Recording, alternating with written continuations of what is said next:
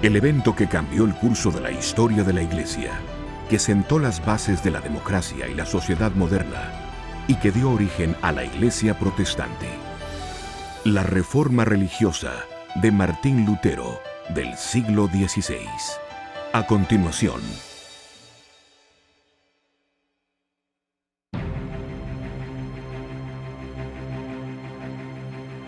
La Iglesia tiene su origen en el seno de la sociedad judía con Jesucristo en el siglo I de nuestra era. El surgimiento de este nuevo movimiento y su pujanza provocó la reacción, primero de la casta sacerdotal judía y posteriormente del Imperio Romano. Este último desató las más cruentas persecuciones contra la naciente sociedad religiosa. Después de la muerte de los apóstoles, la Iglesia se diseminó en todo el Imperio Romano. Los emperadores como Domiciano, Marco Aurelio, entre otros, persiguieron a la Iglesia y la sometieron a pruebas complicadísimas. En Roma se practicaban todas las formas de culto imaginables. Los judíos eran tolerados, igualmente que los otros pueblos de la tierra, en la práctica de su culto. Pero se trataba de religiones nacionales que se confinaban a un determinado pueblo. Los cristianos predicaban que no hay otro nombre bajo el cielo dado a los hombres en que podamos ser salvos, sino el nombre de Jesús. Todas las demás religiones eran así declaradas sin valor.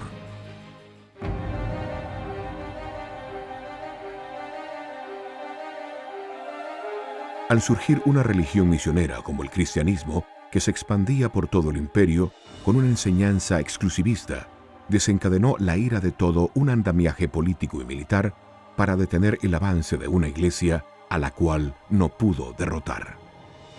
Los cristianos fueron llevados al Coliseo o fueron quemados vivos y fueron sometidos a cualquier suerte de vejámenes, hasta el pronunciamiento del Edicto de Milano en el año 313. Cuando Constantino entonces promulgó un edicto de tolerancia religiosa y entonces allí existe lo que se llama el matrimonio iglesia-estado. De la noche a la mañana, por decir algo, la iglesia dejó de ser una iglesia perseguida y se convirtió en la iglesia oficial del Estado.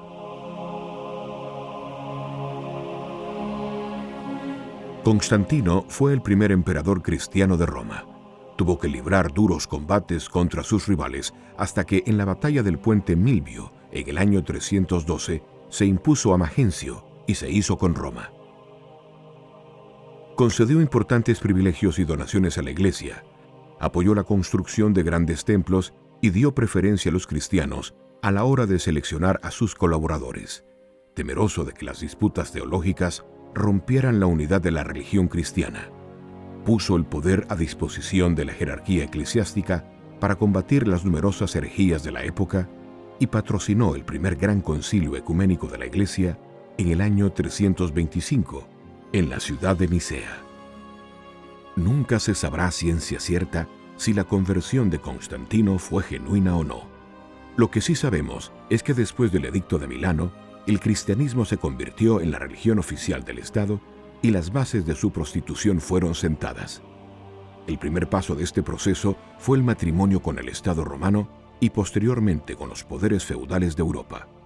Hubo una confusión entre el poder temporal y el poder de la Iglesia. Una vez que la Iglesia se consolida, adquiere entonces un prestigio dentro de la sociedad.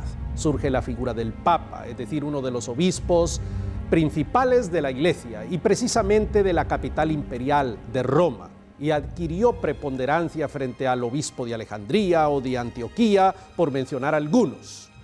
De manera pues que este oficio se volvió no solamente en un oficio eclesiástico, sino también político, y el Papa adquirió un poder realmente asombrante en aquella época. Esto llevó muy pronto a la corrupción y la historia registra cualquier clase de conductas de nepotismo, de conductas de conspiraciones, de asesinatos para alcanzar la oficina papal.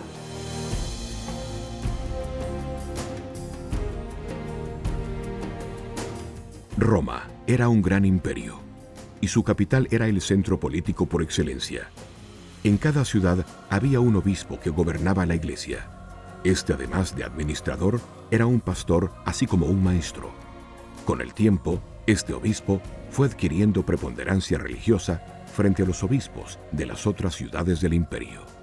Más o menos allá por el siglo XII, la iglesia adquiere la gran fama y el gran poder.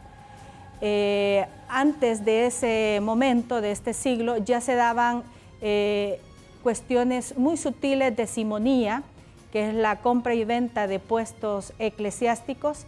Se daba la simonía, se daba el nepotismo y se daba un tipo de indulgencias, que esto se va a profundizar más o menos en el siglo XV, va a ser el siglo en el cual la iglesia se va a paganizar mucho más.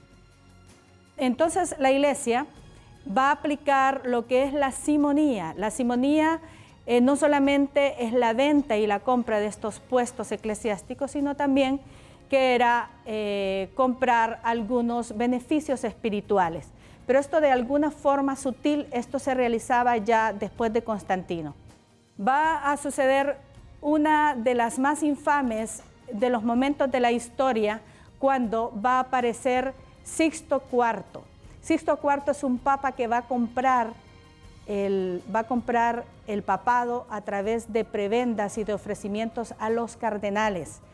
Este Sixto no solamente va a comprar el papado, sino que también va a beneficiar a 25 sobrinos, de los cuales se van a nombrar 8 sobrinos de ellos como cardenales. No van a tener el llamado, no van a tener la capacidad, no van a tener los talentos ni las habilidades, pero por solo el hecho de ser los sobrinos del Papa, entonces van a ascender a lugares importantes. Estos son solo unos ejemplos de los muchos que registra la historia de actos de nepotismo, simonía y controversia que hubo dentro de la Iglesia. El tema de la corrupción de la Iglesia fue un proceso largo. La influencia del Papa y de la curia romana frente al emperador y señores feudales fue impresionante, aunque a decir verdad, tal influencia fue recíproca. Ya para el siglo XII, es decir, 800 años después del edicto de Constantino, la prostitución había alcanzado límites inverosímiles, siendo uno de los casos de corrupción más sonados el de Rodrigo Borgia, mejor conocido como el Papa Alejandro VI, y el de Lorenzo de Medici, conocido como el Papa León X. Pero Borgia era un hombre conocido por sus actos de adulterio, sus hijos gobernaban realmente el Vaticano y había en aquella época un desorden, una anarquía que provocó escándalos a la Iglesia. Y evidentemente estamos en una de las situaciones más complicadas de la historia de la Iglesia. Luego, posteriormente, hubo otra familia que gobernó, digamos, la curia romana, los Medici. Lorenzo de Medici tuvo un hijo que llegó a ser papa, el mundo le conoce como León X. Y León X fue el papa de Lutero, el papa contra el cual Lutero se opuso en su momento.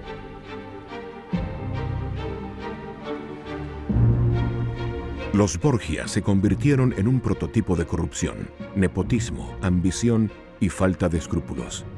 Actuaron buscando el poder y la riqueza como tantas otras familias del Renacimiento con las que rivalizaron. Fue el hecho de ser extranjeros y de haber roto el monopolio de la aristocracia italiana sobre la corte papal lo que les granjeó muchos y poderosos enemigos. Una de las más famosas familias de la aristocracia de Florencia fue los Médicis. Lorenzo de Medici fue un personaje que se propuso que uno de sus hijos fuera el papa y una de sus hijas fuera la reina de Francia. Para lograr su objetivo en el caso de su hijo varón, hizo regalos y sobornos al papa de turno, quien nombró a su hijo Lorenzo cardenal de la Iglesia. En el año 1513 muere el papa Julio II y mediante un subterfugio político es electo papa. Todos estos escándalos hizo que en el siglo XIII surgieran personajes que se opusieron contra estas arbitrariedades de la Iglesia. A estos personajes les llamamos los prerreformadores. La primera de ellas se llamaron los albigenses, que también estaban relacionados con otro grupo que se llamaron los cátaros. Ambos de ellos fueron considerados herejes por sus enseñanzas porque sostenían que la Biblia debía de ser dada al hombre común y no debería ser leída solamente por los sacerdotes, por los obispos, y que debía ser puesta en el lenguaje del pueblo. Los valdenses igualmente predicaban que debía de leerse la Biblia en vez de creerse en los dogmas de la iglesia que no estaban basados en la Biblia. Y entonces promovían que la Biblia fuera conocida, pero en ese tiempo no había traducciones de la Biblia. La Biblia estaba en hebreo y en griego, estaba en partes en arameo y la gente común no podía leer eso. En efecto, casi nadie podía leer eso, así que había que hacer traducciones de la Biblia. Se oponían a ciertas doctrinas que promovía la iglesia, como la doctrina del purgatorio, la doctrina de la transubstanciación, la excesiva autoridad del Papa sobre las naciones y sobre los obispos, y ese tipo de cosas eran las que ellos predicaban, en donde se oponían. Esa idea ya había comenzado a partir del siglo IV, que era de separarse de la iglesia porque no estaban de acuerdo con las doctrinas oficiales. Ya en el siglo IV ya se dieron esos movimientos que terminaron en ser los movimientos monásticos de toda la Edad Media. Ya en el siglo XIV aparece la figura del prerreformador inglés John Wycliffe, quien fue una inspiración para que otros hombres se levantaran contra los abusos de la iglesia. Podemos hablar de Juan Wycliffe, un inglés que proponía otra vez que la Biblia fuera puesta en el lenguaje del pueblo. Juan Wycliffe fue uno de los grandes traductores del Nuevo Testamento y aportó pues al conocimiento de la gente acerca de lo que es el Evangelio de Jesucristo. John Huss nació en Bohemia en el año 1369 y muere en 1415. Fue impulsor de la reforma eclesiástica checa. Nació en una familia campesina pobre del suroeste de Bohemia. Sin embargo, consiguió estudiar teología y artes en la Universidad de Praga y ordenarse sacerdote en el año 1400. En 1402 fue nombrado rector de la universidad, apoyado por el sentimiento particularista checo frente a la dominación germánica. Bajo la influencia de John Wycliffe, Huss empezó desde 1405 a predicar contra la excesiva riqueza de la iglesia y la inmoralidad del clero, reclamando la vuelta a la pureza del mensaje evangélico. La predicación en la lengua checa que podía entender el pueblo y la comunión bajo las dos especies.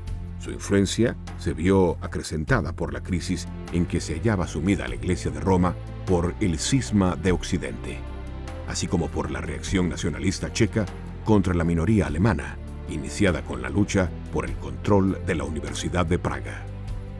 John Huss fue excomulgado por el Papa en el año 1411, pero continuó su campaña y publicó su tesis en su libro principal De Ecclesia.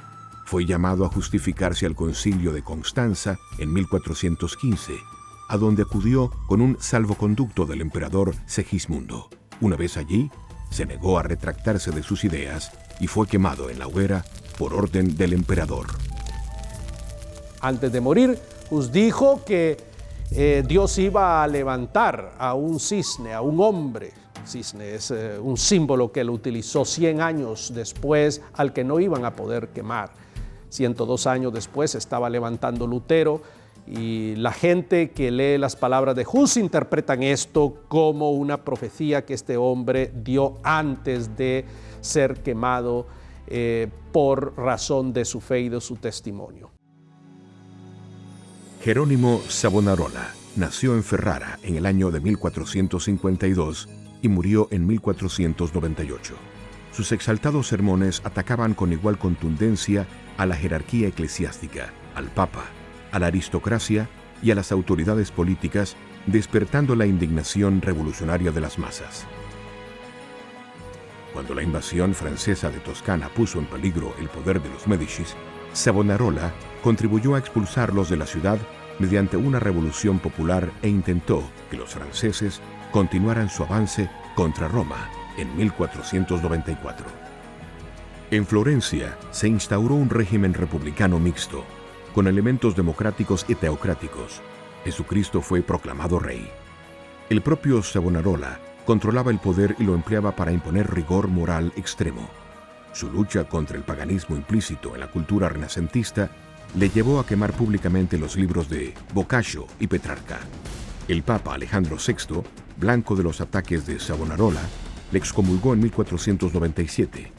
Sus propios partidarios en Florencia consideraron excesiva la dictadura que había implantado y le derrocaron en 1498. Fue encarcelado, torturado, acusado de herejía y quemado públicamente en aquel mismo año.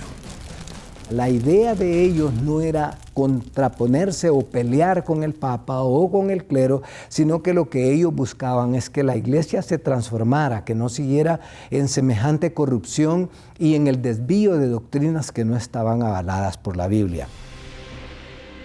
En el año de 1513, accede a la oficina papal León X, quien con su política errada iba a causar el cisma más grande en la historia de la Iglesia. León X era un descendiente directo de los Medici, una familia adinerada de Florencia. Este hombre, cuando accede a la oficina papal, reza la historia que hizo cualquier cantidad de derroche y despilfarró el tesoro de la Iglesia, llevando a esta casi a la bancarrota. De ahí que él inventa un sistema mediante el cual iba a recaudar fondos para la Iglesia, y es la venta de indulgencias, es decir, un certificado mediante el cual la Iglesia concedía perdón de pecados a aquellas personas que pagaran X o Y cantidad de dinero. La venta de indulgencias en Alemania dio origen a la Reforma Protestante. León X nunca se imaginó que su campaña de levantamiento de fondos iba a marcar un antes y un después en la historia de la Iglesia. Las indulgencias son una doctrina de la Iglesia Católica basada en otra doctrina que es la doctrina del purgatorio. La doctrina de las indulgencias enseña que una persona puede recibir perdón de los pecados que ya ha confesado y que para hacer eso tiene que hacer algún tipo de acción actual que se llama penitencia, aunque el término penitencia significa de mayor significado en la Biblia. En el caso del lenguaje de la Iglesia significa cumplir con alguna condición para que esa indulgencia tenga efecto. La doctrina de las indulgencias fue llevada a su mayor expresión durante el siglo XVI, precisamente con el surgimiento precisamente del Papa León X, y el amigo que promovió y que fue encargado para promover la doctrina de las indulgencias, Juan Tetzel, fue la gota precisamente que derramó el vaso que trajo como consecuencia el que Martín Lutero clavara las 95 tesis en la Catedral de Wittenberg. Ahora, ¿en qué consisten las indulgencias? Pues, ¿y en qué consistían en aquel momento las indulgencias? Queremos decir que consistían en un abuso de la venta de una autorización para que la persona cometiera cierto tipo de pecados. Y probablemente el extremo más grave fue cuando se establecieron ciertos reglamentos sobre cuánto había que pagar por cada tipo de pecado. Si una persona asesinaba a otra, tenía que pagar tanto para ser absuelto de esa pena, de esa culpa. Si una persona cometía pecados sexuales o cometía pecados de lujuria o de relacionamiento con su amigo, con su prójimo, debería pagar tanto por sus pecados. Hay que decir que el catolicismo de hoy no avalaría este tipo de reglamento acerca de las indulgencias, porque precisamente fue el elemento fundamental que trajo consigo la protesta de los reformadores.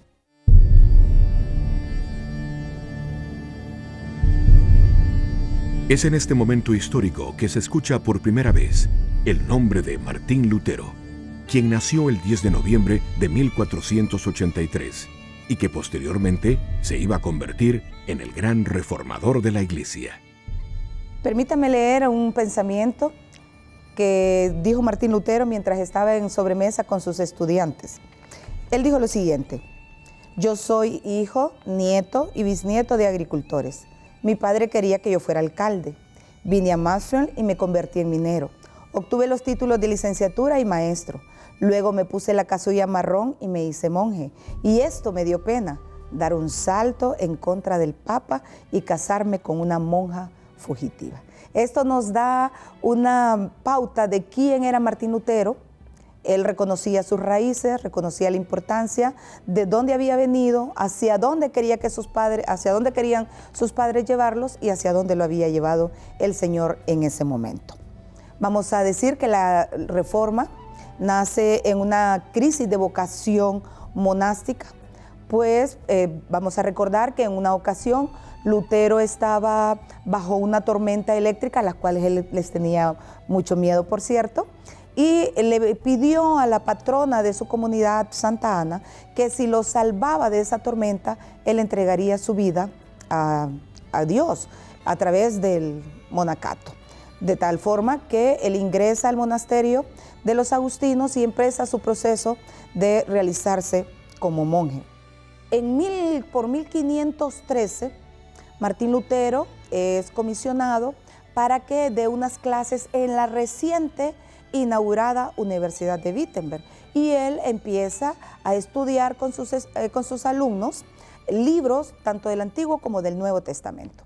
Uno de los libros que él está estudiando en ese momento es la Carta a los Romanos, la cual, como decimos, le mueve el tapete y él empieza a cuestionar muchas cosas, especialmente cuando llega aquella frase que el apóstol Pablo ha tomado de Habacuc, en donde dice que el justo por la fe vivirá. Martín Lutero había ido años anteriores a la ciudad de Roma, pues sus superiores querían que él fundamentara, sustentara su fe, pero más bien al llegar a Roma él regresó decepcionado, pero como buen monje, como buen siervo de la iglesia, él continuó realizando las actividades propias de ese momento. Cuando Martín Lutero, al igual que los otros monjes, empiezan a hacer actos de contrición, y al ser confrontado con la Carta a los Romanos, él empieza a cuestionarse, porque hasta ese momento había una concepción teológica en donde el ser humano pecador estaba alejado del Dios Santo a través de un gran abismo. Ese abismo solo podía ser sorteado con la intervención de la iglesia a través de oraciones, de ayunos, de misas, peregrinaciones, etcétera, etcétera. Esto permite que sea la iglesia la llamada a ofrecer una vía de santificación. Una vez ejerciendo el ministerio de sacerdote en la ciudad de Wittenberg, se da cuenta que un sector de su iglesia ha comprado indulgencias a Tetzel, lo que le hace escribir 95 argumentaciones o tesis en contra de esta práctica. Con dicho documento se estaba revelando al magisterio y autoridad del Papa. Esto lo llevó a él a escribir un documento, es decir, lo que la historia conoce como las 95 tesis de Lutero. Se dice de que él clavó estas 95 tesis en la puerta de su parroquia. Sin embargo, eruditos aseguran que en realidad lo que Lutero hizo fue enviar estas argumentaciones a su superior religioso, que en este momento histórico era el obispo de Maguncia. Para la curia romana, la conducta de Lutero era simplemente inaceptable, y la declaratoria de hereje no se iba a hacer esperar. En 1520 el Papa León lo excomulga y Lutero rompe definitivamente con la iglesia estatal, o sea, con la iglesia de Roma, y se enfoca en los laicos, enseñándoles nuevos temas que ya estaban dentro de la Escritura, pero que habían sido dejados de lado, como el sacerdocio universal, la libertad cristiana, el trabajo, la familia, la educación. Así que nosotros debemos agradecer a Lutero porque su impacto, solo con mencionar su nombre, nosotros ya sabemos que estamos hablando del ícono de la Reforma, que no solamente impactó en el aspecto religioso, sino también en el sociopolítico. En el año de 1521, es decir, 4 años después de las 95 tesis, ocurrió un hecho trascendental que dejó la situación definida para siempre. El emperador Carlos V convocó a una histórica reunión que es conocida como la Dieta de Worms.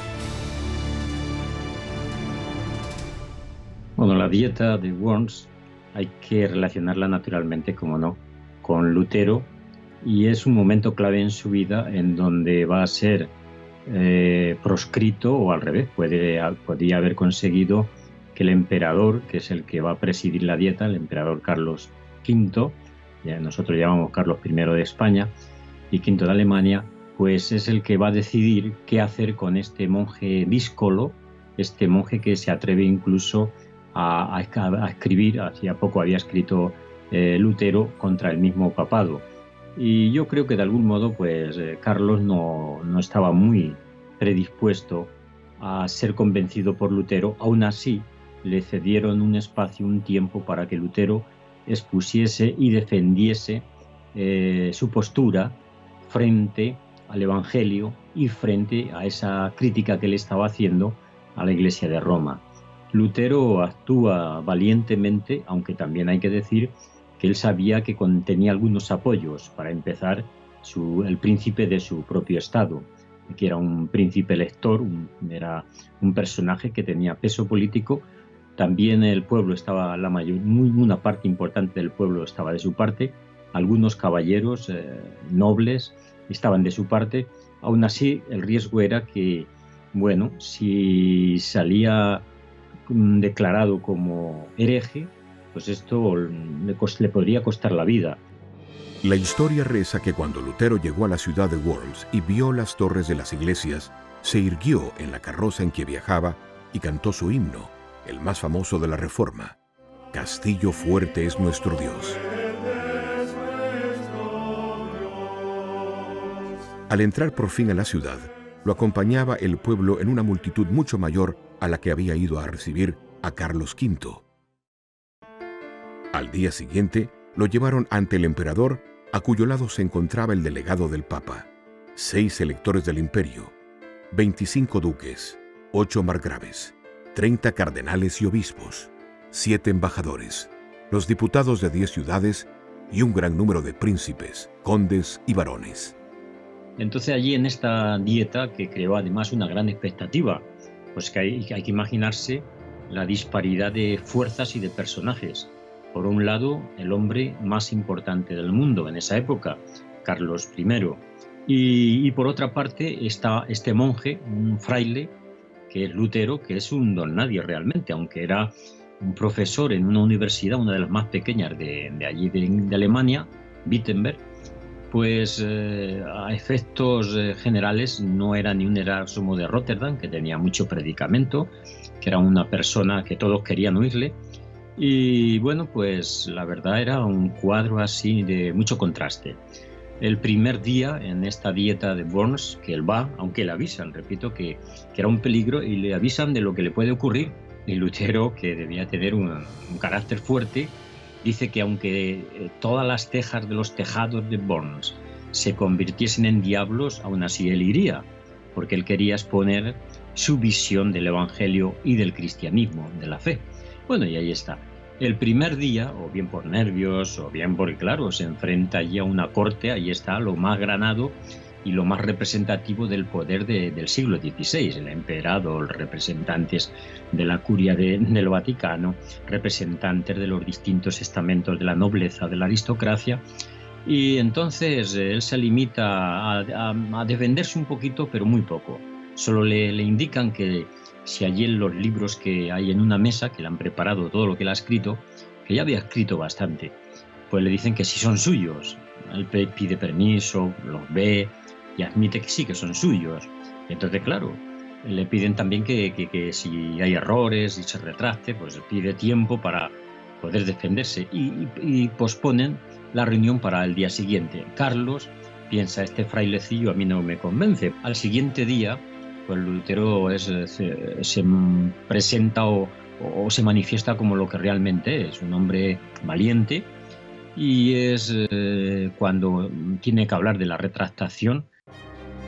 Cuando el nuncio del Papa exigió a Lutero que se retractase ante la augusta asamblea, él respondió: «Si no me refutareis por el testimonio de las Escrituras o por argumentos, puesto que no creo ni en los papas ni en los concilios, siendo evidente que muchas veces ya se engañaron y se contradijeron entre sí, mi conciencia tiene que acatar la palabra de Dios.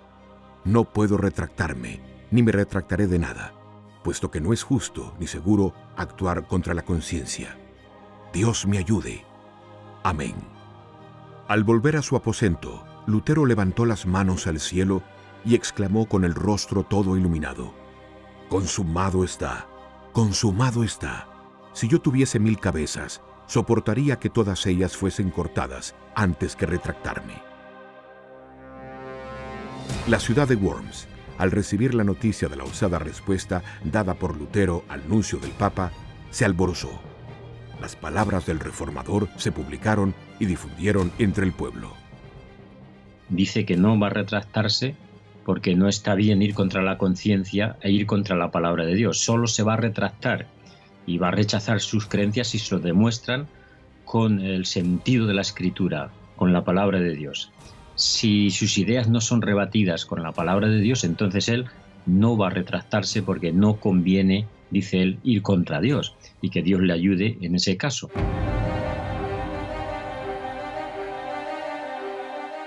La Dieta de Worms dejó devastada a la Iglesia Católica y tardó más de 10 años en reaccionar a la nueva agrupación que había surgido en el seno del cristianismo, dando lugar a la Contrarreforma. Una vez desarrollada la Reforma, entonces, la Iglesia Católica inició el movimiento que se conoce como Contrarreforma o Reforma Católica. Por lo menos unos 5 elementos son importantes en esta Contrarreforma. En primer lugar, ellos admitieron que el clero se había corrompido, que había mucha indisciplina, eran muy laxos en su manera de establecer la disciplina, tanto en el clero como también en las comunidades eclesiásticas, y había que poner alguna disciplina y muchas restricciones para llegar a ser parte de la Iglesia y particularmente para llegar a ser parte del clero. Otro de los elementos que decidieron en esta Contrarreforma o como acción en esta Contrarreforma fue la decisión de comenzar seminarios o centros de enseñanza en donde los sacerdotes aprendieran las Sagradas Escrituras y aprendieran las tradiciones de la Iglesia, las doctrinas, y fueran más educados y fueran en su comportamiento más de acuerdo a las enseñanzas del Evangelio. Otro de los elementos que surgió en esta Contrarreforma fue la vigilancia. Se establecieron como mentorías o vigilancias de obispos y de sacerdotes sobre sus diócesis para vigilar la conducta de los sacerdotes, puesto que anteriormente habían sido muy criticados por la conducta del clero. Uno de los instrumentos de la Contrarreforma fue la Inquisición, que aunque había sido creada en el siglo XII para combatir a los albigenses, resurge con la denominación de la Congregación del Santo Oficio, creada en 1542 para combatir, según la Iglesia Católica, la herejía protestante. Es decir, tribunales de justicia eclesiástica que condenaba a todas aquellas personas que no creían conforme a la fe católica romana de herejes. Y si estos permanecían en sus herejías, entonces eran condenados incluso a la muerte, después de muchas torturas. Otro de los instrumentos de la Contrarreforma fue la creación de la Orden de los Jesuitas por Ignacio de Loyola. La Compañía de Jesús se convirtió en un firme soporte de la Iglesia Católica en todo el proceso de la Contrarreforma. Los jesuitas se caracterizaron por su rígida disciplina, su sólida preparación intelectual, su espíritu de lucha contra la herejía y su irrestricta obediencia al Papa. Todo esto hizo de esta orden el ser un instrumento de persecución contra la Iglesia protestante. Ignacio de Loyola hizo un compromiso de obediencia irrestricta al Papa de la época. Entonces, Estos se convirtieron pues en la punta de lanza de la Contrarreforma, porque ellos iban a accionar para hacer la Contrarreforma, es decir, para rebatir el avance de lo que se llamó la Iglesia protestante.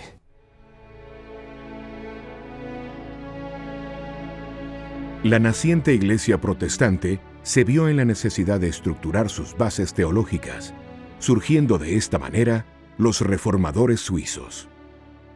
Martín Lutero fue el campeón de la revolución religiosa del siglo XVI que dio origen a lo que la historia conoce como la Iglesia protestante. Pero hasta este momento histórico, la Iglesia carecía de una doctrina sólida, bien articulada. Para ello fue necesario que se levantasen hombres de la talla de Juan Calvino, oriundo de Francia, que se domicilia en la ciudad de Ginebra, un cantón suizo, donde comienza a efectuar una producción literaria impresionante. Calvino fue educado en el catolicismo, cursó estudios de teología, humanidades y derecho. Con poco más de 20 años se convirtió al protestantismo, al adoptar los puntos de vista de Lutero. Tales convicciones le obligaron a abandonar París en 1534 y buscar refugio en Basilea, Suiza. 1536 fue un año decisivo en su vida. Por un lado, publicó un libro en el cual sistematizaba la doctrina protestante, las instituciones de la religión cristiana, que alcanzaría enseguida una gran difusión. Y por otro, llegó a Ginebra, en donde la creciente comunidad protestante le pidió que se quedara para ser su guía espiritual. Calvino se instaló en Ginebra, pero sus autoridades le expulsaron de la ciudad en 1538 por el excesivo rigor moral que había tratado de imponer a sus habitantes. En 1541, los ginebrinos volvieron a llamarle y esta vez Calvino no se limitó a predicar y a tratar de influir en las costumbres, sino que asumió un verdadero poder político que ejercería hasta su muerte. Escribe cualquier cantidad de interpretaciones de epístolas y de libros de la Biblia y le da entonces a la Iglesia protestante un verdadero cuerpo doctrinal. Un muro de piedra en el Parque de los Reformadores de Ginebra, Suiza, da un testimonio en silencio de 4 personajes que son considerados los hombres que desarrollaron los fundamentos teológicos de la Reforma. Primero, Guillermo Farel, un aristócrata francés que se convierte a la fe protestante. Es expulsado de Francia y se traslada a Suiza. En Ginebra, su predicación y debates públicos ayudaron a que Ginebra se convirtiera en un cantón eminentemente protestante en 1535. Farel convenció a Calvino a que se quedara en Ginebra y le ayudara a la difusión del protestantismo. El segundo personaje del monumento es Juan Calvino, de quien ya hemos hablado. El tercer personaje es Teodoro de Beza, un aristócrata de origen francés que junto con Farel y Calvino llevaron a cabo la Reforma protestante. Fue el primer rector de la Academia de Lausana y será siempre recordado porque fue la persona que dividió la Biblia en versículos y que descubrió un códice antiguo de los Evangelios y el libro de los Hechos que lleva su nombre, el Códice de Beza.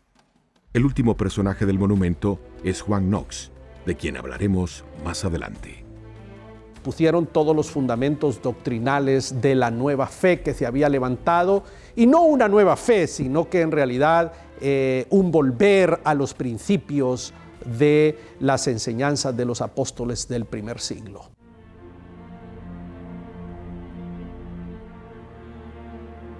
La doctrina de la Reforma protestante fue configurada alrededor de 5 dogmas pétreos, que son conocidos como las 5 solas de la Iglesia. Las 5 solas son las 5 doctrinas fundamentales que nos ha heredado la Reforma protestante.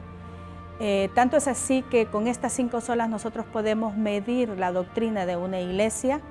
Son los 5 ejes transversales de nuestra identidad cristiana y, digamos, cualquier confesión de fe que no se concentre en estas 5 solas, entonces es una confesión de fe que le hace falta todavía.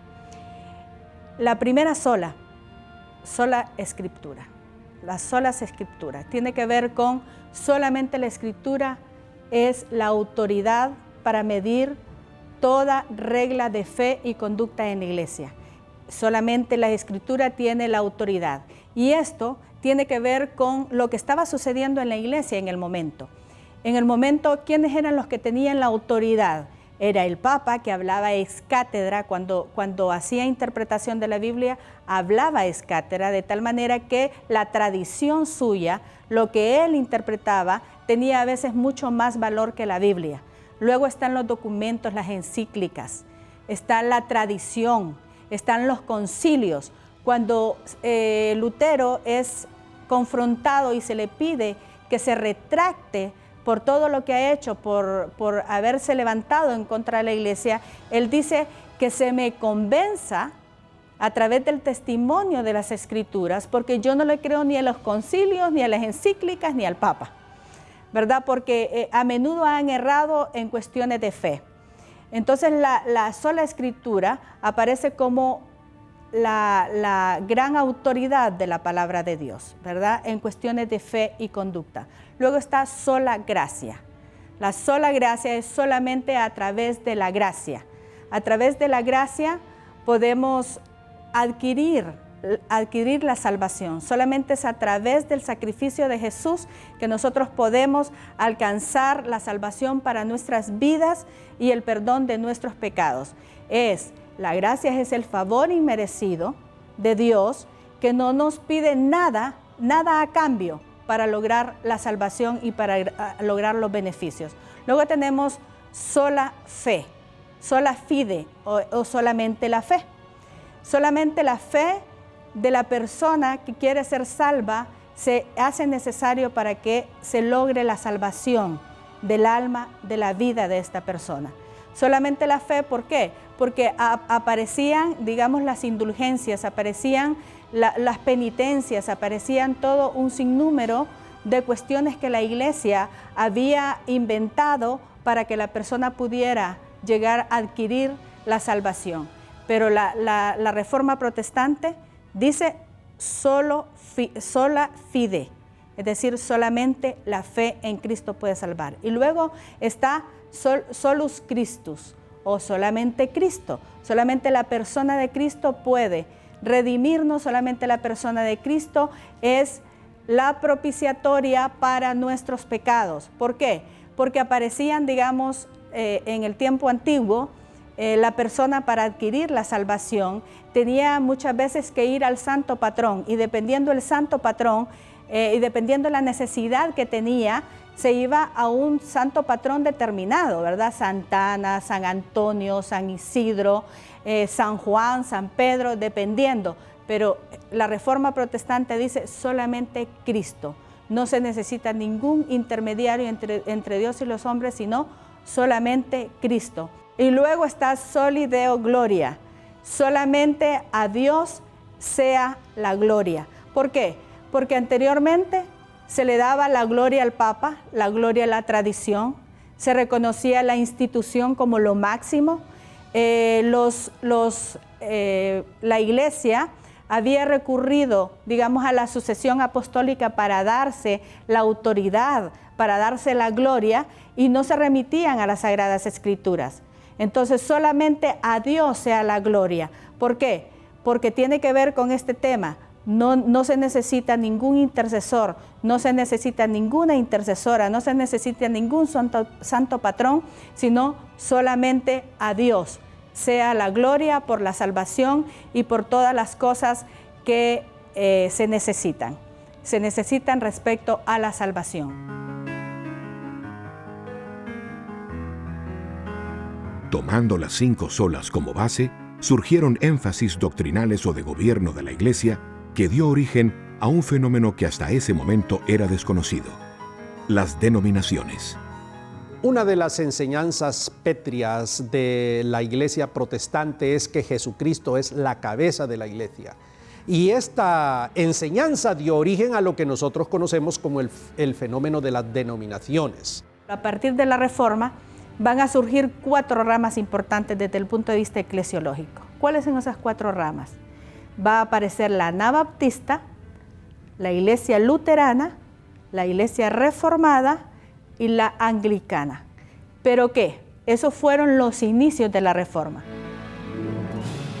La Iglesia luterana surge con todos los seguidores de Lutero en Alemania, que se apartaron de Roma en 1517. En la actualidad es una iglesia estatal con presencia en muchos países. La Iglesia anglicana surge en el año de 1534, cuando el Parlamento inglés declara a Enrique VIII cabeza de la Iglesia a raíz de la controversia de la anulación de su matrimonio con Catalina de Aragón. La Iglesia reformada tiene su origen con el movimiento gestado por los reformadores suizos y que se expande por toda Europa y posteriormente se traduce en otras iglesias protestantes llamadas denominaciones cristianas. Los anabautistas es un movimiento que tiene su origen en la teología de Zwinglio y que halló eco en diversos grupos que provienen de la Iglesia reformada. Ellos abogaron por rebautizarse, aduciendo que el bautismo de niños no era válido. De este movimiento surge la Iglesia Bautista. A partir de eso va a empezar un crecimiento denominacional.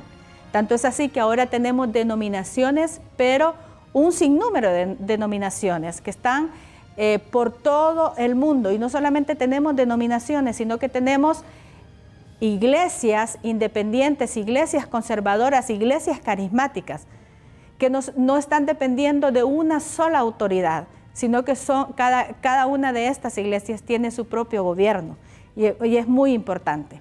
Es decir, cuando hubo un hombre famoso que se levantó con una enseñanza y hubo gente que le siguió y este movimiento creció en gran manera y se expandió por los 4 puntos cardinales, a ese movimiento se le dio un nombre y también se le conoce como una denominación, por mencionar algunos. Se levantó en el norte de la isla británica, en Escocia, un señor llamado Juan Knox. Este hombre fue carismático, hubo muchos seguidores y surgió lo que se llama la Iglesia Presbiteriana. En el sur de la isla hubo un señor que se llamó Juan Wesley, que venía de la Iglesia Anglicana. Este hombre comenzó a predicar el Evangelio, a escribir cualquier cantidad de tratados teológicos y así surgió una denominación que se le llamó el metodismo. También, antes de él, hubo otro señor que se llamó Jorge Fox. Este hombre, Jorge Fox, y un grupo de personas escribieron sendos tratados teológicos y un movimiento que se expandió en Norteamérica, en el África, en el Asia, y surgió la iglesia de los cuáqueros. Y así sucesivamente podría mencionar los reformados, podía mencionar a los moravos, entre muchísimos otros movimientos, y el protestantismo entonces dio como resultado esto, el fenómeno que llamamos el denominacionalismo, las denominaciones, que surgieron mayormente en Inglaterra, algunas otras en Centroeuropa, y posteriormente cuando los Estados Unidos se convierte en una potencia religiosa, en una potencia eclesial, entonces ahí surge, por ejemplo, el movimiento pentecostal, y de ahí se expande a todo el planeta.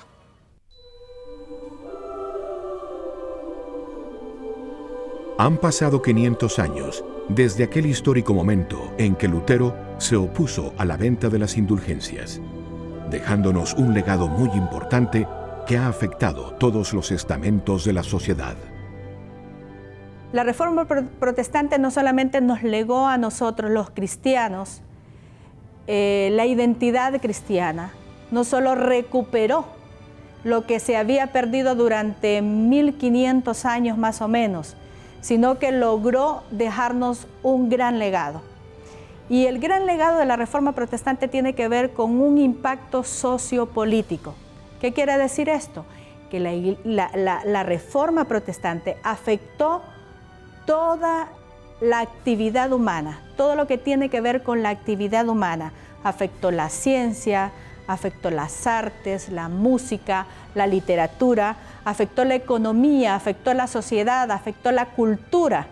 Podemos hablar de muchísimo, afectó la política. Entonces tenemos muchísimos beneficios. Si nosotros solo leemos los beneficios de la Reforma desde el punto de vista religioso, creo que solamente es un porcentaje mínimo que estamos rescatando de este gran evento sobrenatural de 1517. La reforma religiosa de Lutero había triunfado. no sin antes derramarse mucha sangre en Europa.